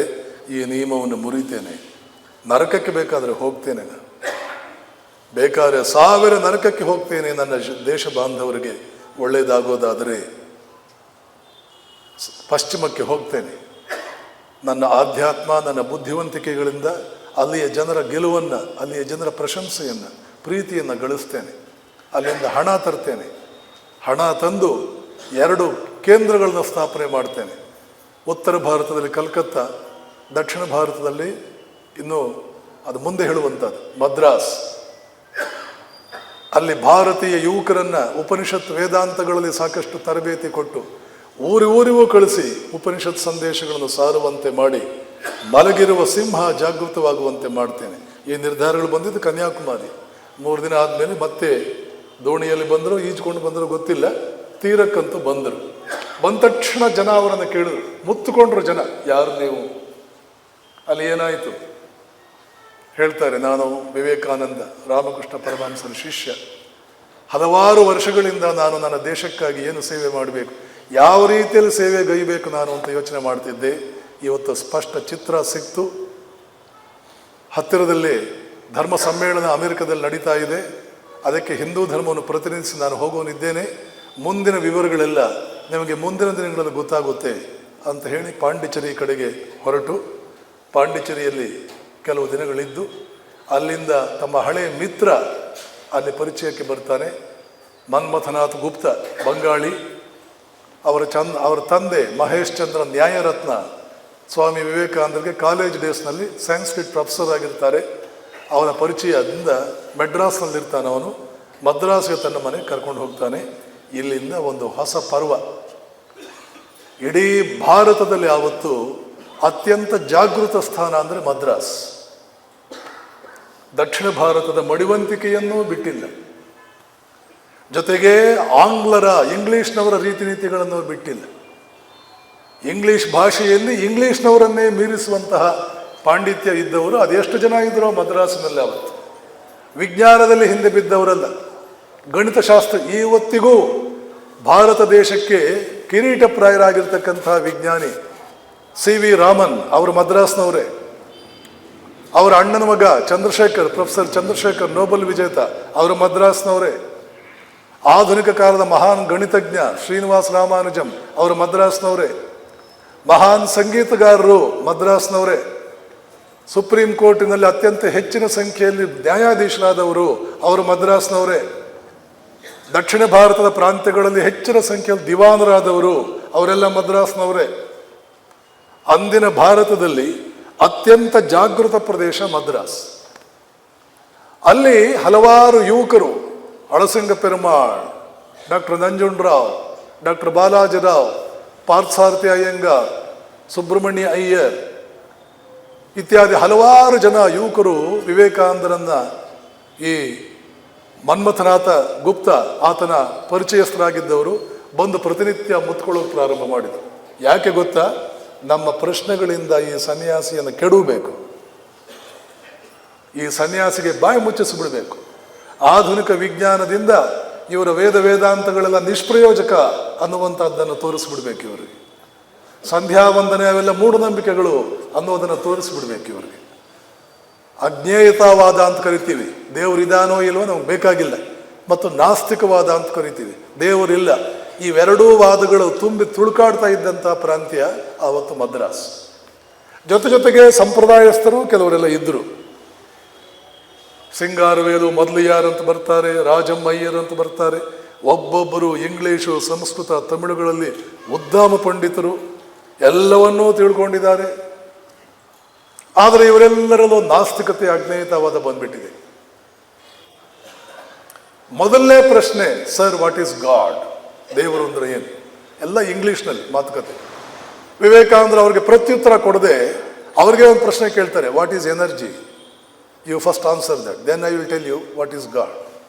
ಅವ್ರು ಏನು ಉತ್ತರ ಕೊಟ್ಟರು ವಿವೇಕಾನಂದ್ರ, no, it is not enough, you are missing so many things, it is insufficient, so many important factors are not there. It's an answer that is full of lacuna. Come out with one more answer, revise your answer, what is it? ಇನ್ನೊಬ್ಬರು ಏನೋ ಒಂದು ಪ್ರಶ್ನೆ ಕೇಳಿ, no, this is not enough, this is not adequate. ಅವರು ಏನು ಉತ್ತರ ಕೊಟ್ಟರು ಅದರಲ್ಲಿರೋ ದೋಷವನ್ನು ಸ್ವಾಮೀಜಿ ಹೇಳ್ತಾರೆ. ಆಮೇಲೆ ಹೇಳ್ತಾರೆ, every day you read about your energy, every day you discuss about it, every day you are taught about, you don't know what energy is. How can I tell you what God is? How can you understand what God is? ಅವರೆಲ್ಲ ತಮ್ಮ ಜೀವನದ ಮೊದಲ ಬಾರಿಗೆ ಒಬ್ಬ ಸನ್ಯಾಸಿಯಿಂದ ಸೋದಲ್ಪಟ್ಟಿದ್ದರು. ಜೊತೆಗೆ ಇನ್ನೊಂದು ಪ್ರಶ್ನೆ ಕೇಳಿದ್ರು, ಇಲ್ಲಿ ನಮ್ಮ ಪಾಯಿಂಟ್ ಇರಬೇಕಾದ. ಮೈಸೂರಿನಲ್ಲಿ ಒಂದು ಕಡೆ, ತಿರುವಾಂಕೂರಿನಲ್ಲಿ ಒಂದು ಕಡೆ, ಇಲ್ಲಿ ಸ್ವಾಮೀಜಿ ವೇದಗಳು ಒಂದು ಮೂಢನಂಬಿಕೆಯ ಕಂತೆಗಳಲ್ಲವೇ? ಅವುಗಳನ್ನೆಲ್ಲ ನಾವು ಅಧ್ಯಯನ ಮಾಡಬೇಕಾ ಇವತ್ತು? ಅದನ್ನು ಅಧ್ಯಯನ ಮಾಡೋ ಅವಶ್ಯಕತೆ ಇದೆಯಾ? ಯಾವುದನ್ನು ಸ್ವಾಮೀಜಿ ಹೃದಯಾಂತರಾಳದಲ್ಲಿ ತಮ್ಮ ಪ್ರಾಣದಂತೆ ಗೌರವಿಸ್ತಾ ಇದ್ದಾರೋ. ಒಂದು ಕಡೆ ಹೇಳ್ತಾರೆ, ಈ ದೇಶವನ್ನು ಮೇಲೆ ಕೆತ್ತಬೇಕಾದರೆ ವೇದಗಳು ಮತ್ತೊಮ್ಮೆ ಅನುರಣಿತವಾಗಬೇಕು, ಪ್ರತಿಯೊಬ್ಬರೂ ಕೂಡ ವೇದಗಳನ್ನು ಅರಿಯಬೇಕು, ವೇದಗಳ ಅಧ್ಯಯನ ಮಾಡಬೇಕು. ಅವುಗಳ ಅಧ್ಯಯನದಿಂದ ನಮ್ಮಲ್ಲಿ ಹಲವಾರು ರೀತಿಯ ಶಕ್ತಿಗಳು ಜಾಗೃತಗೊಳ್ಳುತ್ತವೆ. ಎಲ್ಲದಕ್ಕಿಂತ ಮುಖ್ಯವಾಗಿ ಆತ್ಮವಿಶ್ವಾಸ ನೂರ್ಮಡಿಗೊಳ್ಳುತ್ತದೆ. I want to raise this country through the infallible Vedic mantras on similar lines that Shankara did some time ago. Shankara ಕೆಲವು ದಿನಗಳ ಹಿಂದೆ ಮಾಡಿದಂತೆ ನಾನು ಕೂಡ ಮತ್ತೆ ಈ ದೇಶವನ್ನು ವೇದ ಮಂತ್ರಗಳ ಅನುರಣಿತ ಅದರ ಮೂಲಕ ಎಬ್ಬಿಸೋದಕ್ಕೆ ಹೊರಟಿದ್ದೇನೆ. ಒಂದು ಕಡೆ ಹೇಳ್ತಾರೆ, I want to raise this land through the infallible. Infallible ಅಂದರೆ ದೋಷರಹಿತ, ವೇದಗಳು ದೋಷರಹಿತ. ಎಷ್ಟೋ ಜನ ಅದನ್ನು ಅದ್ರ ಪೊಳ್ಳು ಉಪಯೋಗವಿಲ್ಲ ಅಂತ ಸಾಧಿಸಿಬಿಡಬೇಕು ಅಂತ ಪ್ರಯತ್ನ ಪಟ್ಟು ಯಾರಿಗೂ ಇವತ್ತಿನವರೆಗೆ ಒಂದು ವಾಕ್ಯವನ್ನು ಸಾಧಿಸುವುದಕ್ಕಾಗಿಲ್ಲ. ಆದ್ದರಿಂದ ಸ್ವಾಮೀಜಿ ಹೇಳ್ತಾರೆ, ಇನ್ಫ್ಯಾಲಿಬಲ್ ವೇದಿಕ್ ಮಂತ್ರಾಸ್. ಈ ಭಾವನೆ ಇಟ್ಕೊಂಡಿರೋ ಸ್ವಾಮೀಜಿ ಮುಂದೆ ಪಾಶ್ಚಾತ್ಯರ ಚಿಂತನೆಗಳು ನಿಮ್ಮ ತಲೆಯಲ್ಲಿ ತುಂಬಿಕೊಂಡು ನಿಮ್ಮ ತಲೆಯೇ ಕೆಟ್ಟು ಹೋಗಿದೆ. You know what are Vedas? Vedas are the challenges that are thrown before the world. ಪ್ರಪಂಚದ ಮುಂದೆ ಭಾರತ ಹಾಕಿರುವ ಸವಾಲುಗಳು ವೇದಗಳು. ಕೇಳಿಸ್ಕೊಳ್ಳಿ, ವೇದಗಳು ಅಂದರೆ ಏನು? ಪ್ರಪಂಚದ ಮುಂದೆ ಭಾರತ ಇಟ್ಟಿರುವ ಸವಾಲುಗಳು. ಆ ಸವಾಲುಗಳು ಏನು ಹೇಳುತ್ತೆ? ಇದು ಸರಿ ಇಲ್ಲ ಅಂತ ಸಾಧಿಸಿ. ಅದು ಸರಿ ಇಲ್ಲ ಅಂತ ಸಾಧಿಸೋದು ಬೇಡ, ಕೊನೆಗೆ ಅವುಗಳನ್ನು ಪೂರ್ಣವಾಗಿ ಅರ್ಥವಾದರೂ ಮಾಡಿಕೊಳ್ಳಿ. ನೋಡೋಣ, ಪೂರ್ಣವಾಗಿ ಅರ್ಥವನ್ನಾದರೂ ಮಾಡಿಕೊಳ್ಳಿ. ವಿದ್ಯಾರಣ್ಯರ ಸೋದರ ಸಾಯಣಾಚಾರ್ಯರು ಹೇಳ್ತಾರೆ, ಕೇವಲ ಸಂಸ್ಕೃತದ ಜ್ಞಾನದಿಂದ ವೇದಗಳು ಅರ್ಥವಾಗಲಾರವು. ವೇದಗಳು ತಾವೇ ಇಷ್ಟಪಟ್ಟು ತಮ್ಮ ಅರ್ಥವನ್ನು ನಿಮಗೆ ತಿಳಿಸಿಕೊಡದೆ ಹೋದರೆ ನೀವು ನಿಮ್ಮ ಪಾಂಡಿತ್ಯದಿಂದ ವೇದಗಳನ್ನು ತಿಳ್ಕೊಳ್ತೀವಿ ಅಂದರೆ ಆಗುವುದಿಲ್ಲ. ಪತ್ನಿ ತಾನೇ ಇಷ್ಟಪಟ್ಟು ತನ್ನ ರಹಸ್ಯಗಳನ್ನೆಲ್ಲ ತನ್ನ ಪತಿಗೆ ತಿಳಿಸ್ತಾಳಲ್ಲ, ತಾನೇ ಇಷ್ಟಪಟ್ಟು ತನ್ನ ರಹಸ್ಯಗಳನ್ನು ಪತಿಗೆ ತಿಳಿಸುವಂತೆ ವೇದಗಳು ತಾನೇ ಇಷ್ಟಪಟ್ಟು ತನ್ನ ರಹಸ್ಯಗಳನ್ನು ತಿಳಿಸಲಿಲ್ಲ ಅಂದರೆ ಅವು ನಮಗೆ ಅರ್ಥವಾಗುವ ಹಾಗಿಲ್ಲ. ಇದು ವೇದಗಳಿಗೆ ಭಾಷ್ಯ ಬರೆದಂತಹ ಸಾಯಣಾಚಾರ್ಯರು ಒಂದು ಕಡೆ ಬರೆದಿರ್ತಕ್ಕಂಥದ್ದು. ಇಡೀ ಪಾಶ್ಚಾತ್ಯ ಜಗತ್ತಿನ ಮಹಾನ್ ವಿದ್ವಾಂಸ ಥಾಮಸ್ ಆಲ್ವಾ ಎಡಿಸನ್ ಇವತ್ತಿನ ಟೇಪ್ ರೆಕಾರ್ಡರ್, ಆಗಿನ ಕಾಲದ ಗ್ರಾಮಾಫೋನ್, ಅದನ್ನು ಕಂಡು ಹಿಡಿದ ಮೇಲೆ ಅದ್ಭುತವಾದನ್ನು ಕಂಡು ಹಿಡಿದಿದ್ದೇನೆ, ಯಾರ ಧ್ವನಿಯನ್ನು ನಾನು ಮುದ್ರಿಸಿಕೊಳ್ಳಬೇಕು ಅಂತ ಯೋಚನೆ ಮಾಡಿದ. ಅವನೊಬ್ಬ ಕ್ರಿಶ್ಚಿಯನ್, ಪೋಪರ ಧ್ವನಿಯನ್ನು ಮುದ್ರಿಸಿಕೊಳ್ಬೋದಾಗಿತ್ತು. ಅವನು ಅಮೆರಿಕನ್ ಪ್ರೆಸಿಡೆಂಟರ ಧ್ವನಿಯನ್ನು ಮುದ್ರಿಸಿಕೊಳ್ಬಹುದಾಗಿತ್ತು. ಆದರೆ ಅವನು ಮುದ್ರಿಸಿಕೊಂಡಿದ್ದು ಯಾರ ಧ್ವನಿ ಅಂತಂದರೆ ಪ್ರೊಫೆಸರ್ ಮ್ಯಾಕ್ಸ್ ಮುಲ್ಲರ್, ಇಂಗ್ಲೆಂಡಿನ ಉನ್ನತ ಮಟ್ಟದ ಪಂಡಿತ, ಇಡೀ ಪಾಶ್ಚಾತ್ಯ ಜಗತ್ತಿನಲ್ಲಿ ಉದ್ದಾಮ ಪಂಡಿತ. ಗ್ರಾಮಾಫೋನ್ ಅಮೆರಿಕದಿಂದ ಇಂಗ್ಲೆಂಡಿಗೆ ತರ್ತಾನೆ. ಸರ್, ಈ ಕ್ರಾಂತಿಕಾರಿ ಸಂಶೋಧನೆಯಲ್ಲಿ ನಿಮ್ಮ ಧ್ವನಿಯೇ ಮೊದಲ ಧ್ವನಿಯಾಗಬೇಕು, ಮುದ್ರಿಸ್ಕೊಳ್ಬೇಕು. ಮ್ಯಾಕ್ಸ್ ಮುಲ್ಲರ್ ಒಪ್ಕೊಳ್ತಾರೆ, ಏನೋ ಬಾಯಿನಲ್ಲಿ ಹೇಳ್ಬಿಡ್ತಾರೆ. ಎಡಿಸನ್ಗೆ ತಲೆಬುಡ ಅರ್ಥವಾಗಲ್ಲ. ಏನು ಸರ್ ಅದು? ಅವ್ರು ಹೇಳ್ತಾರೆ, ಈ ವಿಶ್ವದ ಇತಿಹಾಸದಲ್ಲಿ ಒಬ್ಬ ಮನುಷ್ಯನ ಬಾಯಿಂದ ಬಂದ ಅತ್ಯಂತ ಪವಿತ್ರವಾದಂತಹ ಮೊಟ್ಟ ಮೊದಲ ವಾಕ್ಯ ಇದು. ಈ ಜಗತ್ತಿನ ಇತಿಹಾಸದಲ್ಲಿ ಮನುಷ್ಯನ ಬಾಯಿಂದ ಬಂದಂತಹ ಮೊಟ್ಟ ಮೊದಲ ಮಹಾನ್ ಪವಿತ್ರ ವಾಕ್ಯ. ಬೇರೆ ವಾಕ್ಯಗಳು ಬಂದಿರಬಹುದು, ಆದರೆ ಮೊಟ್ಟ ಮೊದಲ ಮಹಾನ್ ಪವಿತ್ರ ವಾಕ್ಯ ಇದು. ಯಾವುದದು? ಅಗ್ನಿಮೇಳೆ ಪುರೋಹಿತಂ ಯಜ್ಞಸ್ಯ ದೇವ ಮೃತ್ವಿಜಂ ಹೋತಾರಂ ರತ್ನಧಾತಮಂ. ಯಾವುದು ಗೊತ್ತಾ ಇದು? ಋಗ್ವೇದದ ಮೊದಲನೇ ಶ್ಲೋಕ. ಇದನ್ನೇ ಮ್ಯಾಕ್ಸ್ ಮುಲ್ಲರ್ ಹೇಳಿದ್ರು. ಜರ್ಮನಿಯಲ್ಲಿ ಹುಟ್ಟಿ, ಕ್ರಿಶ್ಚಿಯನ್ನನಾಗಿ ಹುಟ್ಟಿ, ಇಂಗ್ಲೆಂಡಿನ ಮಹಾರಾಣಿಯಿಂದ ಉನ್ನತ ಮಟ್ಟದ ಗೌರವಕ್ಕೆ ಒಳಗಾಗ್ತಾ ಇದ್ದಂತಹ, ಅರಮನೆಗೆ ಹೋದರೆ ಮಹಾನ್ ಗುರುಗಳನ್ನು ಕಾಣುವ ರೀತಿಯಲ್ಲಿ ಯಾರನ್ನ ರಾಣಿ ಇಂಗ್ಲೆಂಡಿನ ಪ್ರಧಾನಮಂತ್ರಿಗೆ ಗೌರವ ಕೊಡಲ್ಲ ಅವಳು. ಆದರೆ ಇವನಿಗೆ ಎಷ್ಟು ಗೌರವ ಅಂದರೆ ಅವನಿಗೊಂದು ಬಿರುದು ಕೊಟ್ಟಿದ್ದು, ರೈಟ್ ಆನರಬಲ್. ಬರೀ ಆನರಬಲ್ ಅಲ್ಲ, right honourable professor Frederick Max Muller, right honourable. ಅಷ್ಟು ಉನ್ನತ ಮಟ್ಟದ ಆನರಬಲ್ ಮನುಷ್ಯನಾಗಿದ್ದವನು ಮೊಟ್ಟ ಮೊದಲ ಧ್ವನಿಯನ್ನು ಮುದ್ರಿಸುವಾಗ ಭಾರತದ ಋಗ್ವೇದದ ಮೊದಲನೇ ಶ್ಲೋಕವನ್ನು, ಮೊದಲನೇ ಮಂತ್ರವನ್ನು ಹೇಳ್ತಾನೆ.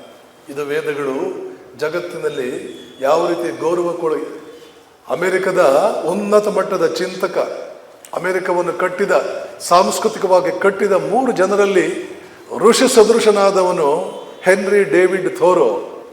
3 ಜನರು ಯಾರು? ಮೊದಲನೇವನು Emerson, ಎರಡನೇವನು henry David Thoreau, ಮೂರನೇವನು Walt Whitman. ಈ 3 ಜನರು ಬರೆದಿರ್ತಕ್ಕಂಥ ಚಿಂತನೆಗಳನ್ನು PhD ಮಾಡಿರೋರು ಸುಲಭವಾಗಿ ಅರ್ಥ ಮಾಡಿಕೊಳ್ಳಾರು, ಅಷ್ಟು ಉತ್ತಮ ಪಂಡಿತರು. ಈ ಥೋರೋ ಬರೀ ಪಾಂಡಿತ್ಯವಲ್ಲ, ವೇದಗಳನ್ನು ಓದಿ ಮನಃ ಪರಿವರ್ತನೆಯಾಗಿ ನದಿ ತೀರದಲ್ಲಿ ಕುಟೀರವನ್ನು ಹಾಕ್ಕೊಂಡು ತಪಸ್ಸಿನಲ್ಲಿ ತೊಡಗಿ ಭಾರತೀಯ ಋಷಿಯಂತೆ ಬದುಕಿದ. 40 ವರ್ಷದ ನಂತರ, 40 ವರ್ಷ ಆದಮೇಲೆ ಅವನು ಹೇಳ್ತಾನೆ, 1 sentence in the Vedas is worth the state of Massachusetts many times over. ನಮ್ಮ Harvard university, Harvard school of law, Harvard school of economics, Harvard school of management, ಇವೆಲ್ಲವೂ ಇರುವ ಮೆಸ್ಯಾಚುಸೆಟ್ಸ್ ರಾಜ್ಯ ಇದೆಯಲ್ಲ, ಇಂಥ ಎಷ್ಟೋ ಮೆಸ್ಯಾಚುಸೆಟ್ಸ್ ರಾಜ್ಯಗಳನ್ನು, ಎಷ್ಟೋ ಇಂಥ ರಾಜ್ಯಗಳನ್ನು ಒಟ್ಟಿಗೆ ಹಾಕಿದರೆ ವೇದಗಳ ಒಂದು ವಾಕ್ಯಕ್ಕೆ ಸಮನಾಗುವುದಿಲ್ಲ. ಇದೇನು ನಮಗೆ ಗೊತ್ತಿಲ್ಲ, ಅದನ್ನು ಮುಟ್ಟೋದಕ್ಕೆ ಹೋಗಲಿಲ್ಲ, ಓದಲೇ ಇಲ್ಲ, ಓದಿ ಅರ್ಥ ಮಾಡಿಕೊಳ್ಳಿಲ್ಲ, ಬಾಯಿನಲ್ಲಿ ಹೇಳಲೂ ಇಲ್ಲ. ನಾವು ಏನಕ್ಕೆ ಬದುಕ್ತಾ ಇದ್ದೀವಿ ಭಾರತೀಯರು ಅನ್ನೋದು ಕೆಲವು ಸಂದರ್ಭಗಳು ನನಗೆ ಗೊತ್ತೇ ಆಗೋದಿಲ್ಲ. ರಾಮಕೃಷ್ಣಾಶ್ರಮಕ್ಕೆ ಹೋದರೆ ಯಾವ ಸ್ತ್ರೀಯರು ಹೋಗಲಿ, ಪತಿತರು ಹೋಗಲಿ, ದೀನರು ಹೋಗಲಿ, ಅಸ್ಪೃಶ್ಯರು ಹೋಗಲಿ, ನೀವು ಕೇಳಿದಷ್ಟು ವೇದಗಳನ್ನು ಯಾವ ರಾಮಕೃಷ್ಣಾಶ್ರಮದಲ್ಲೂ ಹೇಳ್ಕೊಡ್ತಾರೆ. ವೇದಗಳನ್ನು ಓದಬಾರದು ಅಂತ ನಮಗೆಲ್ಲ ಮೊದಲು ನಮಗೆ ಅಡ್ಡಿ ಮಾಡಿದರು. ಓಕೆ, ಮಾಡಿರಬೇಕು, ನಾವಂತೂ ಮಾಡಿಲ್ಲ. ಈಗ ನಾವು ಹೇಳ್ಕೊಡ್ತೀವಿ, ಬನ್ನಿ, ಒಬ್ಬನೂ ಬರಲ್ಲ. ಜಗಳವಾಡುವುದಕ್ಕೆ ಒಂದು ನೆವ ಬೇಕೇ ಹೊರತು ಇವತ್ತಿನ ನಮ್ಮ ಸಮಾಜದ ಮುಕ್ಕಾಲು ಪಾಲು ಜನರಿಗೆ ಪ್ರತಿಯೊಬ್ಬೊಬ್ಬರು ಒಳ್ಳೆಯವರಿದ್ದಾರೆ. ನಾವು ಎಷ್ಟೇ ಹೇಳಿದ್ರು ಅಲ್ಲಲ್ಲೇ ಒಬ್ಬೊಬ್ಬರು ಒಳ್ಳೆಯವರಿದ್ದಾರೆ. ಅದು ಬೇರೆನೇ ಕಥೆ ಇದೆ, ಹೇಳಿಬಿಡ್ಬೇಕು, ಇಲ್ಲಾಂದ್ರೆ ನಿಮ್ಮ ತಲೆಯಲ್ಲಿ ಕೂತ್ಕೊಳ್ಳುತ್ತೆ. ನೋಡಿದ್ರ, ಜಗಳ ಆಡೋದಕ್ಕೆ ಅವ್ರಿಗೊಂದು ನೆವ ಹಾಕಬೇಕು, ಹಾಗೆ ಮಾತಾಡೋದಕ್ಕೆ ನನಗೂ ಒಂದು ನೆವ ಬೇಕು. ಯಾಕೆ ಅರ್ಜುನನಿಗೆ ಕೇಳಲಿಲ್ಲ? ಅರೆ, ಅರ್ಜುನನಿಗೆ ದ್ರೋಣಾಚಾರ್ಯ ಮಾತು ಕೊಟ್ಟಿದ್ದ, ಅರ್ಜುನ ತ್ವಂ ಲೋಕೋತ್ತರಂ ಧನುರ್ಧರಂ ಕರಿಷ್ಯಾಮಿ. ಮಹಾಭಾರತದಲ್ಲಿ ಬರುವಂತಹ ಮಾತು. ಲೋಕದಲ್ಲಿಯೇ ನಿನ್ನಂತಹ ಧನುರ್ಧಾರಿ ಯಾರೂ ಇಲ್ಲ, ಹಾಗೆ ಮಾಡ್ತೇನೆ ನನ್ನ ಶಿಷ್ಯನೇ. ಅರ್ಜುನನ ಮೇಲೆ ದ್ರೋಣಾಚಾರ್ಯರಿಗೆ ಮಹಾಪ್ರೀತಿ. ನನ್ನ ನಿಜವಾದ ಮಗ ಅರ್ಜುನ, ಅಶ್ವತ್ಥಾಮ ಸುಮ್ಮನೆ ತೀಟೆಯಿಂದ ಜನಿಸಿದವನು, ಆದರೆ ನನ್ನ ನಿಜವಾದ ಮಗ ಅರ್ಜುನ ಅಂತ ಹೇಳಿದವನು. ಹಾಗೆ ರಾಮಕೃಷ್ಣರಿಗೆ ವಿವೇಕಾನಂದರು ದ್ರೋಣಾಚಾರ್ಯನಿಗೆ ಅರ್ಜುನ ಹಾಗೆ. ದ್ರೋಣಾಚಾರ್ಯರ ಭೀಷ್ಮಾಚಾರ್ಯ ಕಡೆ ಬಾಣ ಬಿಡುವಾಗ ಅರ್ಜುನ ಹತ್ಕೊಂಡೇ ಬಾಣ ಬಿಡ್ತಾನೆ. ಹಾಗೆ ಬಾಣ ಬಿಡೋಕೆ ಅವನ ಕೈಲಿ ಆಗಲ್ಲ. ಮಹಾತ್ಮರವರು ಎಷ್ಟು ನನಗೆ ಪ್ರೀತಿ ಕೊಟ್ಟಿದ್ದಾರೆ, ಸಾಯಿಸ್ಬೇಕಲ್ಲಪ್ಪ ಇವರನ್ನು. ಅರ್ಜುನ ಬಂದು ಹೇಳ್ತಾನೆ, ನೀವು ನನಗೆ ಮಾತು ಕೊಟ್ಟರೆ ಹೀಗೆ ದ್ರೋಣಾಚಾರ್ಯರೇ, ನಿಮ್ಮ ಶಿಷ್ಯನೇ ನನ್ನನ್ನು ಮೀರಿಸುವನೊಬ್ಬ ಇದ್ದಾನಲ್ಲ, ನನಗೆ ಮಾತು ಕೊಟ್ಟು ನೀವು ಹೇಗೆ ಮಾಡಬಹುದೇ? ಯಾರಪ್ಪ? ಇಲ್ಲಿದ್ದಾನೆ ಏಕಲವ್ಯ ಅಂತ, ಬನ್ನಿ ತೋರಿಸ್ತೀನಿ. ದ್ರೋಣಾಚಾರ್ಯರನ್ನು ಕರ್ಕೊಂಡು ಹೋದ ಅರ್ಜುನ. ಏಕಲವ್ಯ ನೋಡಿದ್ರು ದ್ರೋಣಾಚಾರ್ಯರು. ಹೌದು, ನೋಡಿದ್ರೆ ಗೊತ್ತಾಗುತ್ತೆ ಅರ್ಜುನನ ಮೀರಿಸುವ ಆತ್ಮವಿಶ್ವಾಸ. ಯಾರ ಶಿಷ್ಯನಪ್ಪ ನೀನು? ನಿಮ್ಮ ಶಿಷ್ಯ. ನಾನೆಲ್ಲ ಹೇಳಿಕೊಟ್ಟೆ ನಿನಗೆ? ನೋಡಿ ನಿಮ್ಮ ಮೂರ್ತಿಯನ್ನು ಇಟ್ಕೊಂಡು ನಾನು ಕಲ್ತಿದ್ದೇನೆ, ನನ್ನ ಗುರುಗಳು ನೀವೇ. ಆವಾಗ ದ್ರೋಣಾಚಾರ್ಯ ಕೇಳ್ತಾರೆ, ಗುರುದಕ್ಷಿಣೆ ಕೊಡ್ತೀಯಾ? ಕೊಡ್ತೇನೆ, ನಿನ್ನ ಹೆಬ್ಬೆಟ್ಟು ಕೊಡು. ಗುರುವಿನಿಂದ ಗುರುದಕ್ಷಿಣೆ ಕೇಳುವುದು ತಪ್ಪೆ, ಶಿಷ್ಯನಿಂದ ಗುರುದಕ್ಷಿಣೆ ಕೇಳುವುದು ತಪ್ಪೆ. ಶಿಷ್ಯ ಗುರುದಕ್ಷಿಣೆ ಕೊಡುವುದು ತಪ್ಪೆ. ಮಾತು ಕೊಟ್ಟ ಮೇಲೆ ಅರ್ಜುನನಿಗೆ, ಅರ್ಜುನ ಲೋಕದಲ್ಲಿ ಯಾರೂ ನಿನ್ನ ಸಮಾನರಿಲ್ಲ ಅಂತ ಮಾತು ಕೊಟ್ಟ ಮೇಲೆ ಗುರುವಾದವನ ಮಾತು ಉಳಿಸ್ಕೊಳ್ಳೋದು ಬೇಡವೇ? ಶಿಷ್ಯನಾದವನು ನಿಮ್ಮ ಶಿಷ್ಯನೇ ನನ್ನನ್ನು ಮೀರಿಸ್ತಾನಲ್ಲ ಗುರುಗಳೇ ಅಂತ ಕೇಳುವುದು ತಪ್ಪೆ. ಇದೆಲ್ಲ ವಿಧಿ ಅಂತನ್ನದೇ, ಬೇರೆ ಇದಕ್ಕೆ ಉತ್ತರ ಇಲ್ಲ. ಅವರವರ ವಿಧಿ. ಆದರೆ ಇದರಲ್ಲೂ ಒಂದು ಅರ್ಥ ಇದೆ. ಏನರ್ಥ? ಮುಂದೆ ಏಕಲವ್ಯ ದುರ್ಯೋಧನದ ಪಕ್ಷವನ್ನು ಸೇರಿಕೊಂಡ. ಅವನೇನಾದರೂ ಒಂದು ಹೆಬ್ಬೆಟ್ಟು ಇರುವ ಮನುಷ್ಯನಾಗಿದ್ದಿದ್ರೆ ಧರ್ಮ ಸತ್ತು ಹೋಗ್ತಿತ್ತು, ಅಧರ್ಮ ಕೇಕೆ ಹಾಕಿ ನಗ್ತಿತ್ತು. ಇದು ವಿಧಿ. ವಿಧಿಗೆ ಅಧರ್ಮವನ್ನು ಸಾಯಿಸಬೇಕು. ಭೀಷ್ಮಾಚಾರ್ಯ ಏನು ತಪ್ಪು ಮಾಡಿದ್ದಾನೆ ಅಂತ ಅವನನ್ನು ಸಾಯಿಸಬೇಕು. ಒಂದೇ ತಪ್ಪು, ಅಧರ್ಮದ ಪರವಾಗಿ ನಿಂತು ಬಿಟ್ಟಿದ್ದಾನೆ. ದ್ರೋಣಾಚಾರ್ಯ ಏನು ತಪ್ಪು ಮಾಡಿದ್ದಾನೆ? ಗುರುಗಳನ್ನು ಕೊಲ್ತಾರೋ ಯಾರಾದರೂ, ಆದರೆ ಅರ್ಜುನ ಕೊಲ್ಲಬೇಕಾಗಿ ಬಂತು. ಏನು ತಪ್ಪು ಮಾಡಿದ್ದಾನೆ? ವಿಧಿ ಅಧರ್ಮದ ಪರವಾಗಿ ನಿಂತಿದ್ದಾನೆ. ಅಧರ್ಮದ ಪರವಾಗಿ ನಿಂತಿದ್ದೇ ವಿಧಿ ಒಬ್ಬೊಬ್ಬರನ್ನೇ ಅಲ್ಲೇ ಮುಗಿಸ್ತಾ ಇದೆ. ಇಲ್ಲ, ಅಧರ್ಮ ಕೇಕೆ ಅಟ್ಟಹಾಸ ಕೇಕೆ ಹಾಕಿ ನಗುತ್ತೆ, ಧರ್ಮ ಸತ್ತು ಹೋಗುತ್ತೆ. ಅದು ಹಾಗಾಗಬಾರ್ದು. ಆದ್ದರಿಂದ ಇದನ್ನೆಲ್ಲ ನಾವು ಸಮಗ್ರ ಚಿಂತನೆಯ ಹಿನ್ನೆಲೆಯಲ್ಲಿ ನೋಡಬೇಕು. ಈಗಿನ ಆಧುನಿಕರಿಗೆ ಇದೊಂದು ದೊಡ್ಡ ಪ್ರಾಬ್ಲಮ್.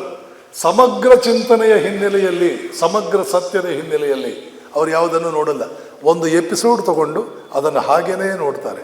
ಹಾಗೆ ನೋಡಬಾರ್ದು. ಆ ಇಡೀ ಮಹಾಭಾರತದ ತತ್ವ ಏನಿದೆ, ಆ ತತ್ವದ ಹಿನ್ನೆಲೆಯಲ್ಲಿ ನಾವು ಇದನ್ನು ನೋಡಬೇಕು. ಯಾವುದೋ ಒಂದು ಸ್ಪೆಸಿಫಿಕ್ ಎಪಿಸೋಡ್ ತಗೊಂಡು ನೋಡೋದಲ್ಲ. Then you are seeing only truth partially. Truth can never be truth if it is viewed partially. Truth has to be viewed in all its totality in order that it appears as truth at all. Otherwise it is no truth. It is a semblance of truth. It is a part of truth. It is simply a reflection of truth and not truth in itself. ಎಲ್ಲ ಅರ್ಥ ಮಾಡ್ಕೋಬೇಕಾಗುತ್ತೆ, ಸೂಕ್ಷ್ಮಗಳು ಅಂತ ಇಟ್ಕೊಳ್ಳಿ. ಹೀಗೆ ಸ್ವಾಮಿ ವಿವೇಕಾನಂದರು ವೇದಗಳು ಅಂದರೆ ಏನು ತಿಳ್ಕೊಂಡಿದ್ದೀರಪ್ಪ?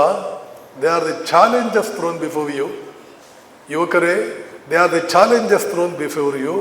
Face them if you have courage. ಗುಂಡಿಗೆ ಇದೆಯಾ? ಎದೆ ಇದೆಯಾ? ನಿಮಗೆ ಧೈರ್ಯ ಇದೆಯಾ? ವೇದಗಳನ್ನು ಎದುರಿಸಿ. ನಿಮ್ಮ ಮುಂದೆ ಹಾಕಿರುವ ಸವಾಲುಗಳು ಎದುರಿಸೋದಂದ್ರೆ ಏನು? ಇದು ಸರಿಯಿಲ್ಲ, ಈ ವಾಕ್ಯ ಸರಿಯಿಲ್ಲ, ಈ ವಾಕ್ಯ ಸರಿಯಿಲ್ಲ, ತೋರಿಸಿ ನೋಡೋಣ. ಇಷ್ಟೆಲ್ಲ ಓದಿದ್ದೀರಲ್ಲ, ಒಂದು ವಾಕ್ಯ ಸರಿಯಿಲ್ಲ ಅಂತ ತೋರಿಸಿ. ಪಾಪ ಅವರೇನು ತೋರಿಸ್ತಾರೆ? ಅದು ಮುಂದೆ ಕೂತಿರೋರು ಯಾರು? ಹೀಗೆ ಮದ್ರಾಸಿನಲ್ಲಿ ಸ್ವಾಮೀಜಿಯ ಚಿಂತನೆ ಬೆಳೆಯುತ್ತೆ.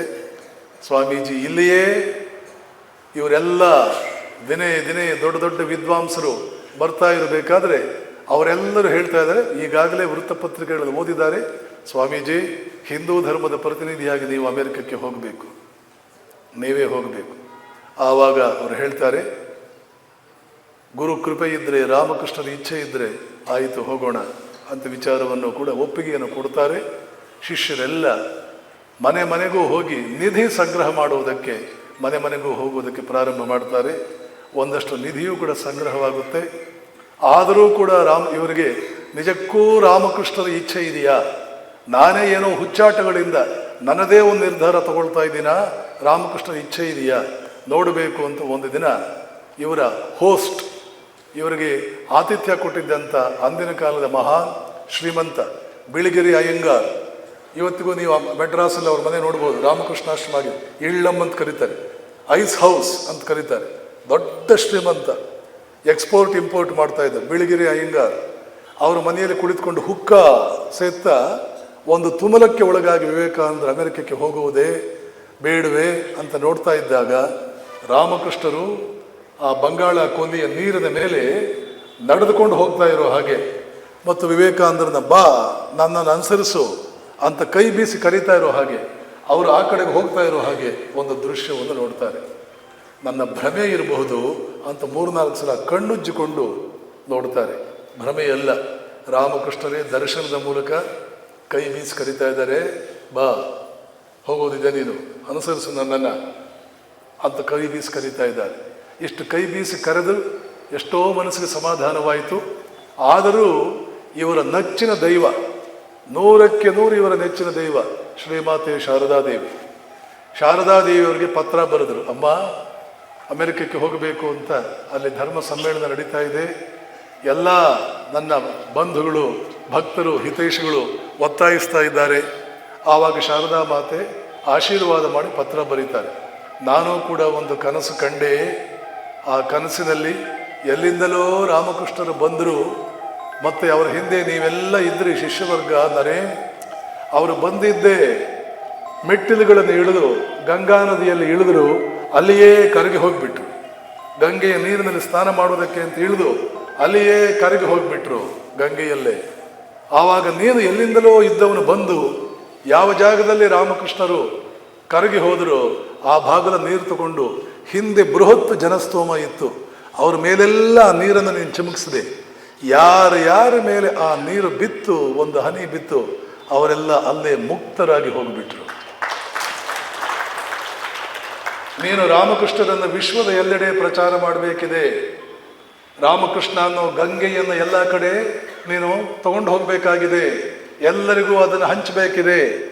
ಅದನ್ನು ಆಸ್ವಾದಿಸಿದವರು, ಪ್ರೋಕ್ಷಣೆ ಮಾಡಿಕೊಂಡವರು ಅವರೆಲ್ಲರೂ ಮುಕ್ತರಾಗ್ತಾ ಇದ್ದಾರೆ. ಹೋಗು, ನನ್ನ ಆಶೀರ್ವಾದ ಇದೆ ಅಂತ ಪತ್ರ ಬಂತು. ಯಾವಾಗ ಶಾರದಾ ಮಾತೆ ಪತ್ರ ಬಂತು, ಒಂದು ಕಡೆ ಹತ್ತು ಬಿಟ್ಟರು, ಆಮೇಲೆ ಕುಣಿದು ಕುಪ್ಪಳಿಸ್ಬಿಟ್ರು. ಇನ್ನು ನಾನು ಅಮೆರಿಕಕ್ಕೆ ಹೋಗುವುದೇ ತಡ, ಹೋಗುವುದೇ ಖರೆ, ನಾನು ಹೋಗುವುದೇ ದಿಟ, ಹೋಗುವುದೇ ನಿಜ. ಇನ್ನು ಯಾವ ಕಾರಣಕ್ಕೂ ಕೂಡ ಇದರಲ್ಲಿ ತುಮಲವಿಲ್ಲ, ಯಾವ ಕಾರಣಕ್ಕೂ ಕೂಡ ಇಲ್ಲಿ ಅನ್ಸರ್ಟನಿಟಿ, ತುಮಲ ಅನ್ನುವಂಥದ್ದು ಇಲ್ಲ. ಮುಂದೆ ಖೇತ್ರಿ ಮಹಾರಾಜರಿಂದ ಒಂದು ಕರೆ ಬರುತ್ತೆ, ಹೋಗ್ತಾರೆ. ಮೊನ್ನೆ ಹೇಳಿದ್ದೇನೆ, ಅಲ್ಲಿಂದ ಹಡಗು ಹತ್ತುವುದಕ್ಕೆ ಅಂತ ಮುಂಬೈಗೆ ಬರ್ತಾರೆ. ಮುಂಬೈನಲ್ಲಿ ಸ್ವಾಮಿ ಬ್ರಹ್ಮಾನಂದ ಮತ್ತು ಸ್ವಾಮಿ ತುರಿಯಾನಂದ ಇವರಿಬ್ಬರು ಭೇಟಿಯಾಗ್ತಾರೆ. ಮುಂಬೈಯಿಂದಲೇ ಹಡಗು ಹತ್ತೋದು ಅಂತ ಆಗುತ್ತೆ. ಮತ್ತು ಬ್ರಹ್ಮಾನಂದರು ತುರಿಯಾನಂದರು ರಾಮಕೃಷ್ಣರ ಸನ್ಯಾಸಿ ಶಿಷ್ಯರು. ಬ್ರಹ್ಮಾನಂದರಂತೂ ಮಾನಸ ಪುತ್ರರು. ರಾಮಕೃಷ್ಣರ ಹಾಗೆ ಕೂತ್ರೆ ನಿಂತರೆ ಸಮಾಧಿ ಬರ್ತಿತ್ತು ಅವರಿಗೆ, ಯಾಕೆ ತಂದೆಯಂತೆ ಮಗ. ತುರಿಯಾನಂದರಂತೂ ಉನ್ನತ ಮಟ್ಟದ ಯೋಗಿ. ಅವರ ತುರಿಯಾನಂದರ ಯೋಗ ಯಾವ ಮಟ್ಟದ್ದು ಅಂತ ಹೇಳೋಕೆ ಒಂದು ಉಪನ್ಯಾಸ ಮಾಡಬೇಕು. ಇಬ್ಬರು ಕೂಡ ಒಟ್ಟಿಗೆ ಸಿಗ್ತಾರೆ. ಅವರಿಂದ ಬೀಳ್ಕೊಂಡು ಹಡಗು ಹತ್ತೋದಕ್ಕಿಂತ ಮುಂಚೆ ಸ್ವಾಮಿ ವಿವೇಕಾನಂದರು ಅವ್ರಿಗೊಂದು ಮಾತು ಹೇಳ್ತಾರೆ. ಹರಿ, ತುರಿಯಾನಂದರ ಪೂರ್ವಾಶ್ರಮದ ಹೆಸರು ಹರಿ, ಹರಿಭಾಯ್ ಅಂತ ಕರೀತಾ ಇದ್ರು. ಹರಿ, ಅಲ್ಲಿ ಅಮೆರಿಕದಲ್ಲಿ ಏನೇನು ವ್ಯವಸ್ಥೆ ನಡೀತಾ ಇದೆ ನೋಡು, ಅದೆಲ್ಲ ನನಗಾಗಿ ನಡೀತಾ ಇದೆ. ನನಗೋಸ್ಕರವೇ ಆ ವ್ಯವಸ್ಥೆ ಎಲ್ಲ ನಡೀತಾ ಇದೆ. ನಾನೇ ಅಲ್ಲಿ ಹೋಗಿ ಗೆದ್ದು ಬರೋದು ನಾನೇ, ನನಗೋಸ್ಕರವೇ ಅದೆಲ್ಲ ನಡೀತಾ ಇದೆ. ಇಷ್ಟರ ಮಟ್ಟಿಗೆ ಖಾತ್ರಿಯಾಗಿದೆ. ರಾಮಕೃಷ್ಣರ ಕೃಪೆ, ಶ್ರೀ ಮಾತೆಯ ಕೃಪೆ ನನ್ನ ಮೇಲಿದೆ, ಗೆದ್ದೇ ಬರ್ತೇನೆ ಅಂತ ಆತ್ಮವಿಶ್ವಾಸ ನೂರು ಮಡಿಯಾಗಿದೆ. ಹಡಗನ್ನು ಹತ್ತುತ್ತಾರೆ. ತಮ್ಮ ಜಾಗದಲ್ಲಿ ತಮ್ಮ ಜಾಗವನ್ನು ಭದ್ರಪಡಿಸಿಕೊಂಡು ಅಲ್ಲಿಯೇ ಕುಳಿತು ಸಾವರಿಸಿಕೊಂಡು ಏನೇನು ನಡೀತು ಎಲ್ಲ ಕೂಡ ಸ್ಮೃತಿಗೆ ಬರ್ತಾ ಇದೆ. ಅದನ್ನೆಲ್ಲ ತಮ್ಮ ಸ್ಮೃತಿಯಲ್ಲಿ ತಂದುಕೊಂಡು ವಿರಮಿಸಿಕೊಂಡು ಹಡಗು ಚಲಿಸುವುದನ್ನೇ ಕಾಯ್ತಾ ಇದ್ದಾರೆ. ಮುಂದಿನ ಉಪನ್ಯಾಸದಲ್ಲಿ ನಾವು ಮುಂಬೈಯಿಂದ ಹಡಗನ್ನು ಮುಂದಕ್ಕೆ ತಗೊಂಡು ಹೋಗೋಣ ಅಂತ ಹೇಳಿ ಇವತ್ತಿನ ಉಪನ್ಯಾಸವನ್ನು ಭಗವಾನ್ ಶ್ರೀರಾಮಕೃಷ್ಣನ ಕೃಪೆಯಿಂದ, ಯುವಕರೇ, ಸ್ಥಳೀಯ ರಾಮಕೃಷ್ಣಾಶ್ರಮಗಳು, ನಿಮ್ಮೂರಲ್ಲಿ ರಾಮಕೃಷ್ಣಾಶ್ರಮಗಳಿದ್ದರೆ ಯಾವ ಕಾರಣಕ್ಕೂ ಕೂಡ